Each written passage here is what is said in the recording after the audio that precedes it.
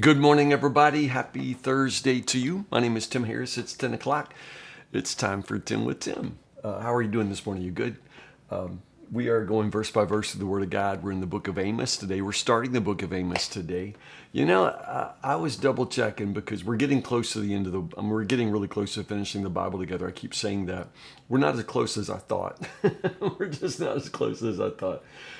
It looks like I forgot the books of Haggai and Zechariah. So I think we got Amos, Haggai, Zechariah. Again, these are short books. Haggai we'll do in a day. Haggai, Zechariah, and then the rest of Revelation. Then I think we're done. But I think I'd forgotten Haggai and Zechariah.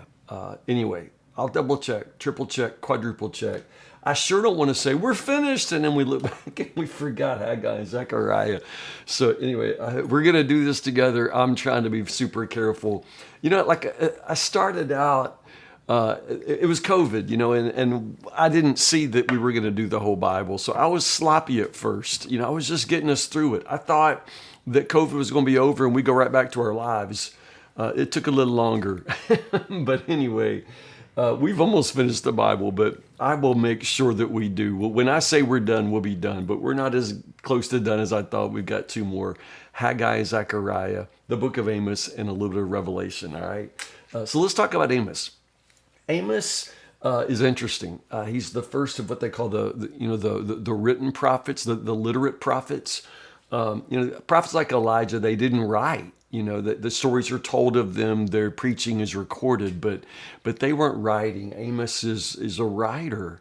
And actually his Hebrew poetry is really pretty sophisticated, which has kind of been a puzzle for people because he introduces himself right at the beginning in verse 1 as a shepherd from the town of Tekoa, which makes him sound like, just kind of an ordinary guy, but I don't know how ordinary he is. Like I say, he's a very literate person. In chapter 7, we're not there yet, but just a flash forward. Chapter 7, verse 14, Amos says, I'm not a professional prophet, and I was never trained to be one. I'm just a shepherd, and I take care of sycamore fig trees. That's just kind of an interesting detail. I'm a shepherd, and I take care of sycamore fig trees. I'm not a professional prophet. We don't think of professional prophets, but literally some of the prophets probably earned their living as prophets. Elijah, seems to have come from a guild or a school of prophets. And so Amos is saying, I'm not one of those guys. So he didn't go to seminary. He's not a part of the ministerial association in town. He's not clergy. He's not a professional prophet. He is a farmer, so to speak. But the closer you look, the less, he is not just, Duck Dynasty rolling into town, to let him have it, with a word from God. The word for shepherd that's translated in verse 1, it really means something more like sheep breeder. So he's not a lowly shepherd boy. He is probably more of a businessman who is trading and breeding and moving with large flocks of animals and again, as some sort of specialty breeder. This word elsewhere in the Old Testament is used to refer to kings, who were, trading and breeding, large flocks. So in that sense, he's more of a sheep breeder, more of a cattle rancher than a cowboy. You know what I'm saying? He's the owner. He is probably very wealthy. And on top of that, when it says, I tend sycamore fig trees. Sycamore fig trees did require a little more maintenance, that they weren't just, it's like he just had an orchard. But also they didn't grow in Tekoa. Sycamore fig trees were more likely to be found on somewhere, closer to the coast of the Mediterranean. So what this says is that Amos is probably, like I say, a pretty sophisticated person. He's obviously quite literate. So he could be wealthy. And again, more of a businessman who probably is required to travel. His sycamore fig tree orchards are probably not near the place where he is breeding large flocks of sheep. You understand? So again, it's more of a way of rethinking what we've always assumed about this prophet who often has been portrayed as a simple farmer that God, yanks out of this, the hills to come into town and preach, God's truth to the powerful wicked. It's probably not exactly that. God did use him. God did call him. But again, he's probably more of a sophisticated, educated person, probably with some wealth than he's often been portrayed by preachers and scholars. Chapter 1 begins with kind of a timestamp, and it's interesting. He starts with saying that, again, this is added by an editor. It's talking about Amos, not from first person. He received this message in visions 2 years before the earthquake, when Uzziah was king of Judah and Jeroboam II, the son of Jehoash, was king of Israel. So divided kingdom. Notice that it's during the reigns of Uzziah and Jeroboam. So we're probably talking about 760, 750 BC. The interesting thing here is, of course, Zechariah, which is several centuries later. Zechariah chapter 14 verse 5 mentions the earthquake, which is kind of funny too. So this is this must have been a major seismic event, because Zechariah is talking about it, a couple of centuries later. Indeed, archaeologists can now confirm that there was a major seismic event in the 8th century in this area. So all of that timestamp is helpful. Verse 2 gives us sort of the message in a nutshell. This is the kind of thing he said. The Lord's voice will roar from Zion, thunder from Jerusalem. The lush pastures of the shepherds will dry up. The grass on Mount Carmel will wither and die. So what's he say? What's his message? In a nutshell, the Lord's voice will roar. Lions roar when they're warning their prey, warning their enemy, or defending their territory. So the idea here is God has turned ferocious, and like a lion, he is let out a roar of warning. He's about to come and defend his territory. The interesting thing here is that often, for us, it's the silence of God that we bemoan. It's the silence of God that gives us our spiritual crises and trouble. But for Amos and the people of God here that he is preaching to, it's not God's silence. It is God speaking, because what God says is like the roar of a lion.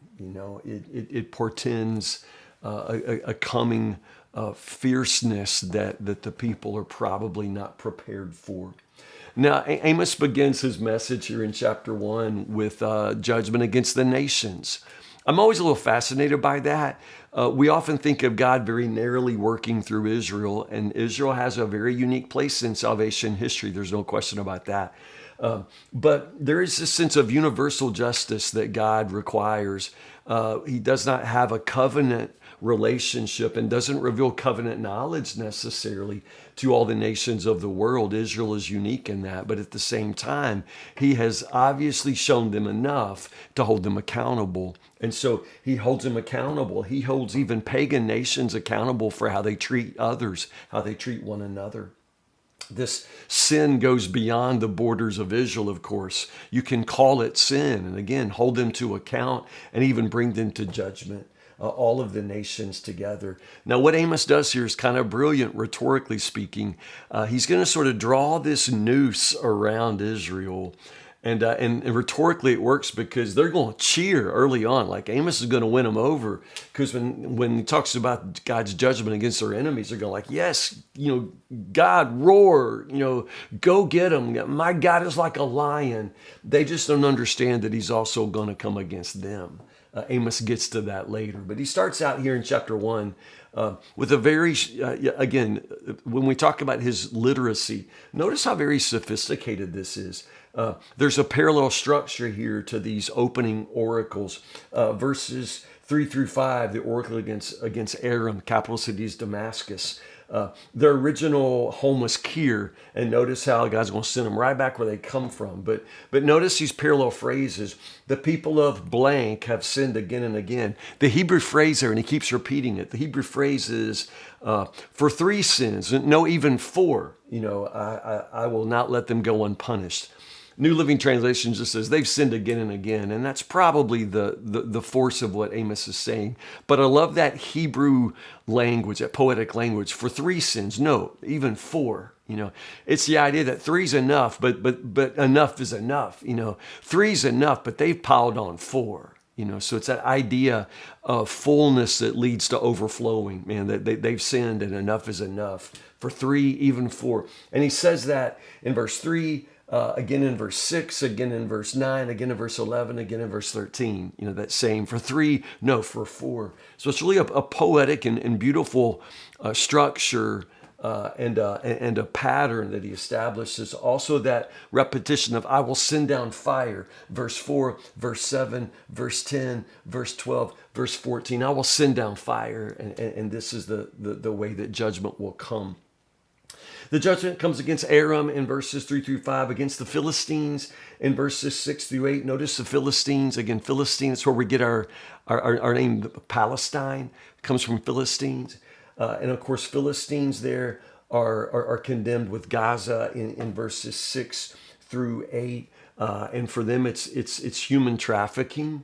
And the promise of their destruction. Same thing in Tyre, verse 9. It's kind of a brief oracle, verse 9 and 10, but it's against Tyre. And again, it's for human trafficking. Edom, which we talked about with Obadiah yesterday, is condemned in verses 11 through 13. And again, for what they did to their brother nation Israel. And then finally, verses 13 to 15, the people of Ammon have sinned for 3, no 4 times, and I will not let them go unpunished. I will send down fire. The judgment continues in chapter 2, so we'll pick up here tomorrow. Let's just do a chapter at a time. We'll do chapter 2, verses 1 to 16, and we will together just kind of walk through the preaching of Amos. It's going to be good. I love you guys. Be in prayer for the McElroy family. They'll be coming in tonight for visitation after the death of Lisa. Her funeral will be tomorrow. So pray for me as well as I prepare to minister to this family that I love. And I love all of you. Appreciate your partnership in the Word of God. You're reading with me every day. I hope you have a good Thursday. Stay in the Word, stay cool, and I will see you in the morning, Lord willing, 10 o'clock for 10 with Tim. I do love you guys. See you tomorrow.